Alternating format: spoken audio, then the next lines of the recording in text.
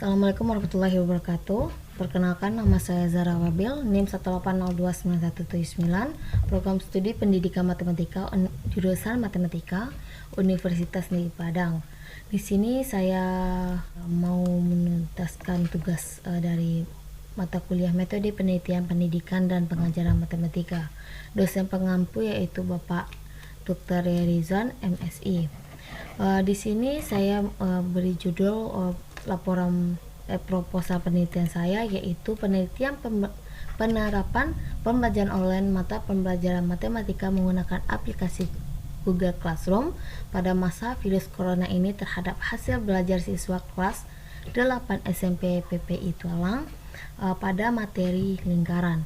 Di dalam proposal penelitian ini ada 3 bab. Yang pertama yaitu tentang pendahuluan, bab kedua landasan teori, ketiga yaitu metode penelitian.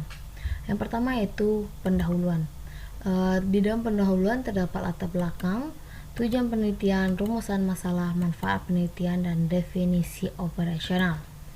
Di sini latar belakangnya yaitu matematika merupakan salah satu mata pelajaran yang wajib ditempuh seseorang dalam lingkup pendidikan. Matematika ditempuh pada jenjang sekolah dasar, sekolah menengah pertama, sekolah menengah atas, sampai perguruan tinggi.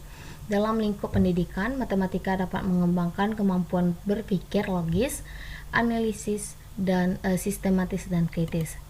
Dalam proposal penelitian saya, permasalahannya yaitu sistem penelitian sekarang ini diharapkan dengan situasi yang menuntut para pengajar untuk dapat menguasai media pembelajaran jarak jauh dan mengharuskan siswa untuk mengikuti pembelajaran secara online, terutama pada masa pandemi saat ini. Rumusan masalah yang pertama itu bagaimana variasi pembelajaran online melalui Google Classroom pada siswa kelas 8 SMP PPI Tualang tahun pelajaran 2001 dan 2022. Selanjutnya itu bagaimana variasi fasilitas belajar pada siswa kelas 8. Yang ketiga, bagaimana variasi hasil belajar matematika pada kelas 8. Yang keempat itu apakah ada pengaruh pembelajaran online melalui Google Classroom terhadap hasil belajar matematika pada siswa kelas 8, dan apakah ada pengaruh fasilitas belajar terhadap hasil belajar matematika pada siswa kelas 8 SMP PPI. Yang terakhir yaitu apakah ada pengaruh pembelajaran online melalui Google Classroom dan fasilitas belajar terhadap hasil belajar matematika pada siswa kelas 8 SMP SYPPI Tualang pada tahun pelajaran 2021 dan 2022. Tujuan penelitian yaitu untuk mengetahui variasi pembelajaran online melalui Classroom. Yang kedua, untuk mengetahui variasi fasilitas belajar pada siswa kelas 8 SMP PPI. Yang ketiga, untuk mengetahui variasi hasil belajar matematika pada siswa kelas 8 SMP PPI. Yang keempat, untuk mengetahui pengaruh pembelajaran online melalui Google Classroom terhadap hasil belajar matematika pada siswa kelas 8 SMP PPI. Yang kelima, untuk mengetahui pengaruh fasilitas belajar terhadap hasil belajar matematika pada siswa kelas 8 SMP PPI. Yang terakhir, tujuan penelitian yaitu untuk mengetahui pengaruh pembelajaran online melalui Google Classroom dan fasilitas belajar terhadap hasil belajar matematika pada siswa kelas 8 SMP PPI S Tualang tahun ajaran 2021 dan 2022. Selanjutnya itu manfaat penelitian. Manfaat secara teoritisnya yaitu hasil penelitian ini dapat memberikan gambaran pada penelitian mengenai pengaruh pembelajaran online melalui Google Classroom dan fasilitas belajar terhadap hasil belajar matematika pada siswa kelas 8 SMS YPPI Tualang tahun 2021-2022. Yaitu hasil penelitian ini diharapkan dapat memberikan informasi bagi peneliti berikutnya di masa yang akan datang, terutama yang berkaitan dengan hal yang sama. Kalau manfaat penelitian secara praktis yaitu bagi penelitian ini menjadikan sebagian informasi bagi peneliti untuk melaksanakan pembelajaran yang baik dan menyediakan fasilitas yang memadai dengan tujuan pembelajaran hasil belajar siswa yang baik di kemudian hari. secara praktis manfaatnya untuk bagi pihak guru atau untuk kelas 8, yaitu penelitian ini diharapkan dapat memberikan masukan atau saran bagi dunia pendidikan dan sekolah mengenai pengaruh pembelajaran online melalui Google Classroom dan fasilitas belajar terhadap hasil belajar matematika pada siswa kelas 8 SMP PPI dalam tahun 2000 ajaran 2021 atau 2022. Definisi operasional. Yang pertama yaitu pembelajaran online. Pembelajaran online merupakan suatu sistem yang dapat memfasilitasi siswa belajar dengan lebih luas, lebih banyak dan bervariasi melalui fasilitas yang disediakan oleh sistem tersebut. Siswa dapat belajar kapan dan di mana saja tanpa terbatas oleh jarak, ruang, dan waktu, dengan materi pembelajaran yang lebih bervariasi, tidak hanya dalam bentuk verbal, melainkan lebih bervariasi seperti audio, visual, dan gerak. Yang selanjutnya yaitu Google Classroom. Google Classroom merupakan platform pembelajaran campuran yang dikembangkan oleh Google untuk sekolah atau institusi pendidikan untuk menyederhanakan pembuatan dan pendistribusian dan penetapan tugas dengan cara tanpa kertas. Selanjutnya yaitu fasilitas belajar. Fasilitas belajar adalah kelengkapan yang menunjang belajar di sekolah dan berfungsi untuk memudahkan proses pembelajaran dan memenuhi kebutuhan proses pembelajaran. Yang terakhir yaitu hasil belajar. Hasil belajar merupakan tampilan kognitif, yaitu pengetahuan tentang bagaimana melakukan sesuatu. Bab yang kedua yaitu tentang landasan teori. Di dalamnya itu terdapat 3 poin. Yang pertama yaitu landasan teori, kedua kajian pustaka, yang ketiga hipotesis penelitian. Landasan teori. Yang pertama yaitu pembelajaran online. Ciri-ciri dari pembelajaran online yaitu yang pertama, pembelajaran individu. Pembelajaran individu ini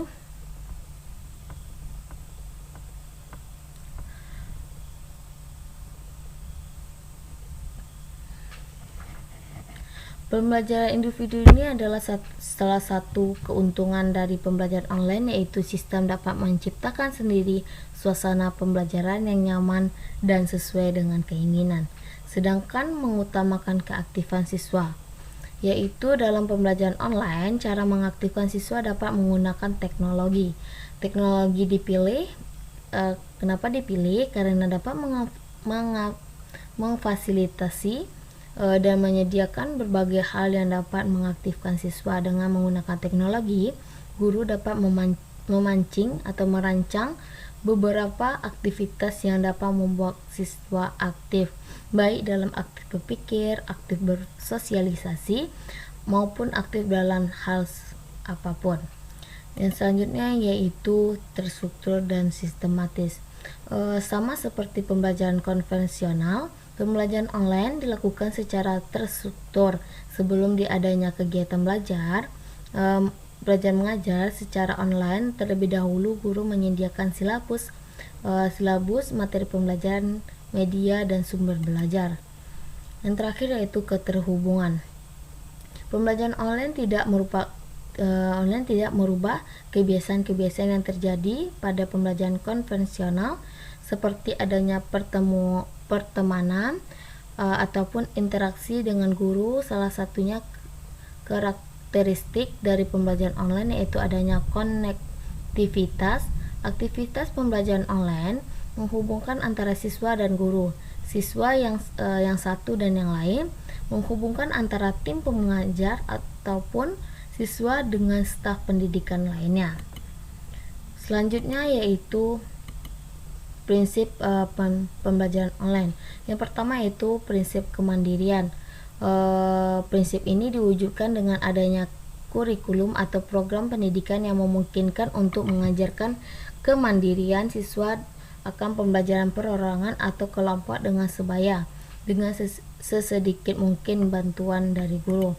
Selanjutnya yaitu prinsip keluasan. Prinsip ini diwujudkan dengan dimungkinkan siswa untuk memulai mengakses sumber belajar, mengatur jadwal dan kegiatan belajar, memulai pembelajaran dan mengakhiri pembelajaran. Pada saat diperlukan tersedianya komunikasi dan informasi sangat mendukung prinsip ini.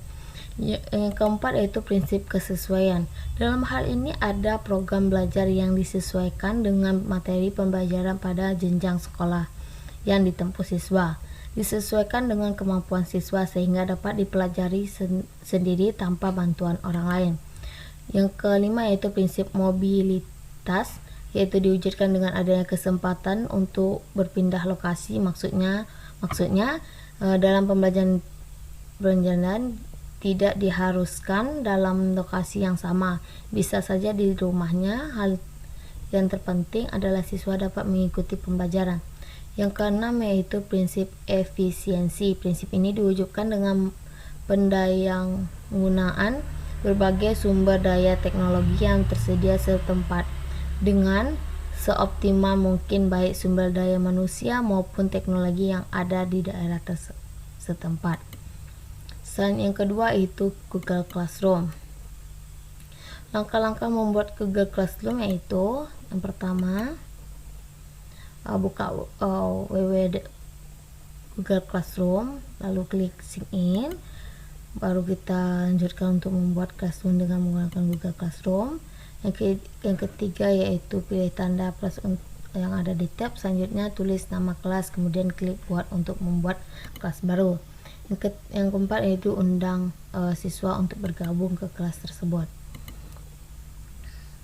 Kelebihan dan kekurangan Classroom. Yang pertama yaitu kekurangannya, yang pertama Classroom yang berbasis web mengharuskan siswa dan guru untuk terkoneksi dengan internet. Yang kedua yaitu pembelajaran individu sehingga mengurangi pembelajaran sosial siswa. Yang ketiga yaitu apabila siswa tidak kritis dan terjadi kesalahan materi akan berdampak pada pengetahuannya. Yang keempat yaitu membutuhkan spesifikasi hardware, software, dan jaringan internet yang tinggi. Kelebihan yang pertama mudah digunakan, yang kedua menghemat waktu, yang ketiga berbasis cloud, yang keempat yaitu fleksibel dan gratis, yang kelima itu ramah seluler. Yang ketiga yaitu fasilitas belajar. Jenis-jenis fasilitas belajar, yang pertama yaitu fasilitas fisik, yaitu segala sesuatu yang berupa benda atau fisik yang dapat dibedakan, yang mempunyai peran untuk memudahkan dan melancarkan suatu usaha. Fasilitas fisik juga disebut dengan fasilitas materi. Yang kedua yaitu fasilitas uang, yaitu segala sesuatu yang bersifat memudahkan suatu kegiatan sebagai akibat bekerjanya nilai uang. Fasilitas ini biasanya dalam manajemen keuangan atau dalam pembiayaan. Menurut Hamalik, terkaitan fasilitas belajar sebagai unsur menunjang belajar bahwa ada tiga hal yang perlu mendapat perhatian kita, yakni media atau alat pembelajaran, peralatan lengkap belajar, dan ruang belajar. Ketiga komponen ini sangat mengait dan berpengaruh secara keseluruhan ketika komponen ini memberikan kontribusinya baik secara sendiri-sendiri maupun secara bersama-sama terhadap kegiatan dan keberhasilan belajar. Yang keempat yaitu hasil belajar. Faktor-faktor yang mempengaruhi hasil belajar. Yang pertama yaitu faktor internal siswa, yaitu faktor yang datang dari siswa, terutama kemampuan yang dimiliki. Faktor kemampuan siswa besar sekali pengaruhnya terhadap hasil belajar yang dicapai. Di samping faktor kemampuan yang dimiliki siswa, terdapat faktor lainnya seperti motivasi belajar, minat dan perhatian, sikap dan kebiasaan belajar, ketekunan sosial, ekonomi, dan faktor fisik dan psikis.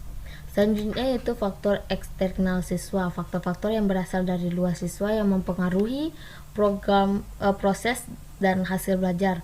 Faktor-faktor ini diantaranya adalah lingkungan sosial, yakni manusia atau sesama manusia, baik manusia itu hadir maupun tidak langsung hadir.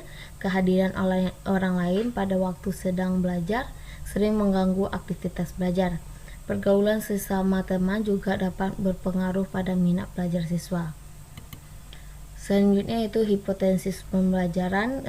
Hipotesis ini kita ambil dari rumusan masalah yang pada bab 1 tadi. Bab yang ketiga itu metode penelitian. Dalam bab 3 itu ada 8 poinnya, itu jenis penelitian, lokasi dan waktu penelitian, populasi dan sampel, variabel penelitian, instrumen penelitian, uji coba instrumen penelitian, teknik pengumpulan data, teknik analisis data. Yang pertama yaitu jenis penelitian. Jenis penelitian yang digunakan dalam penelitian ini adalah penelitian asosiatif, yaitu menurut Sugiono mengatakan bahwa penelitian asosiatif bertujuan untuk mengetahui hubungan antara dua variabel atau lebih. Penelitian ini bertujuan untuk mengetahui pengaruh dua variabel bebas dengan satu variabel berkait. Sedangkan pendekatan yang digunakan dalam penelitian ini adalah penelitian kuantitatif, yaitu suatu penelitian yang menghasilkan data berupa angka dari hasil tes, yang mana hasil data yang diperoleh adalah angka dan dianalisis menggunakan statistik. Selanjutnya yaitu lokasi dan waktu penelitian. Penelitian ini dilaksanakan di SMP PPI yang beralamatkan di KPR 1, Jalan 10, Siak, Riau. Penelitian ini dilaksanakan pada semester 1 pada tahun ajaran 2021 atau 2022 di kelas 8 SMP SYPPI Tualang. Selanjutnya yaitu populasi dan sampel. Populasi adalah wilayah yang bergeneralisasi yang terdiri atas objek atau subjek yang mempunyai kuantitas yang karakteristik tertentu yang ditetapkan oleh peneliti untuk dipelajari dan kemudian ditarik kesimpulan.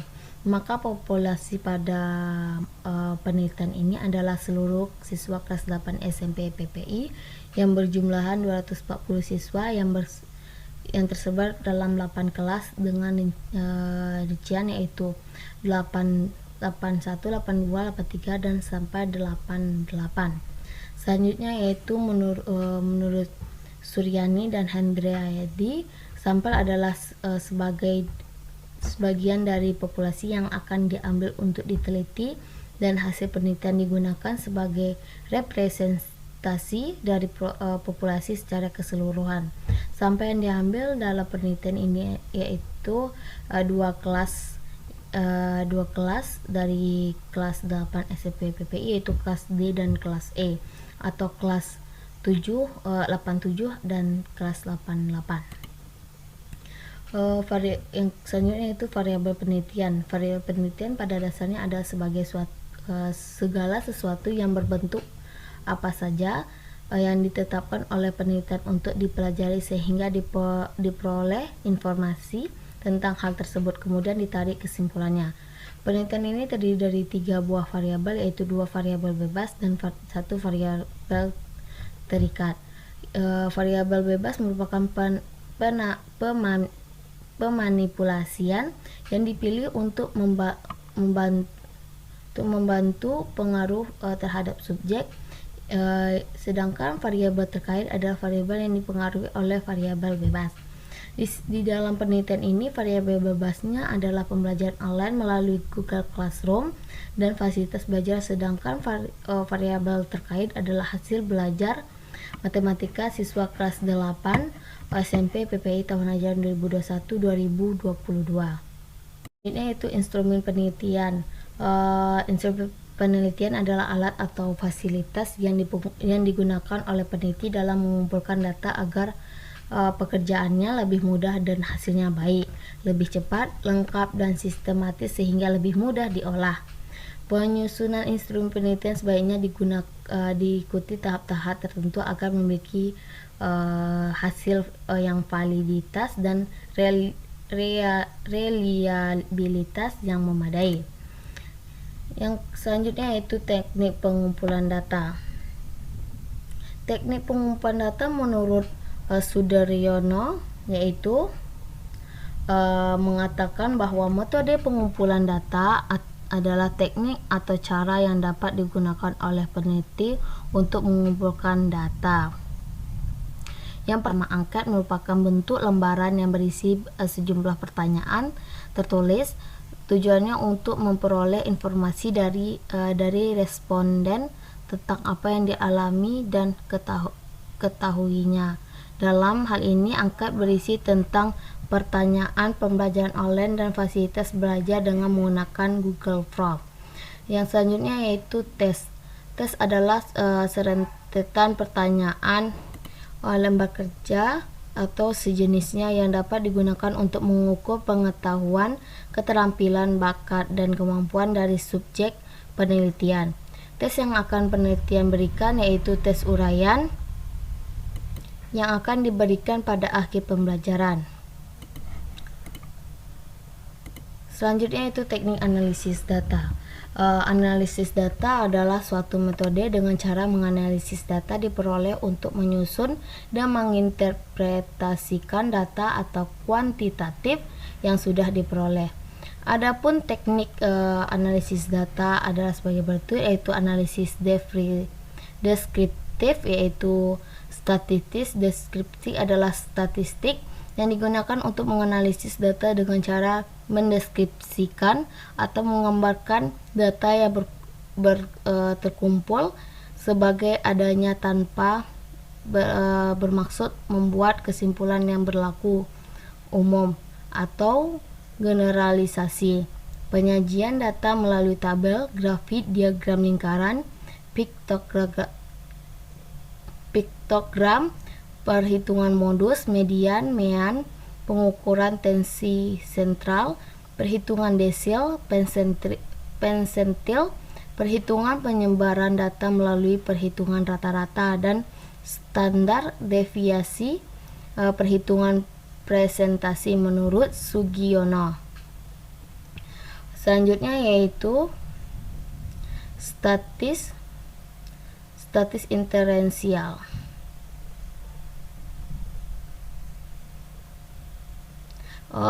Analisis statis inferensial untuk menguji hipotesis. Dalam penelitian ini menggunakan rumus regresi linear berganda dilakukan dengan bantuan SPSS dengan bantuan aplikasi yaitu SPSS. Itulah isi dari proposal penelitian saya. Jika ada pertanyaan atau ada yang ingin ditanyakan, tolong tulis pertanyaan di kolom komentar. Jika ada kata-kata salah atau kata-kata yang kurang mengenakan, saya mohon maaf. Wabillahi taufiq wal hidayah. Wassalamualaikum warahmatullahi wabarakatuh.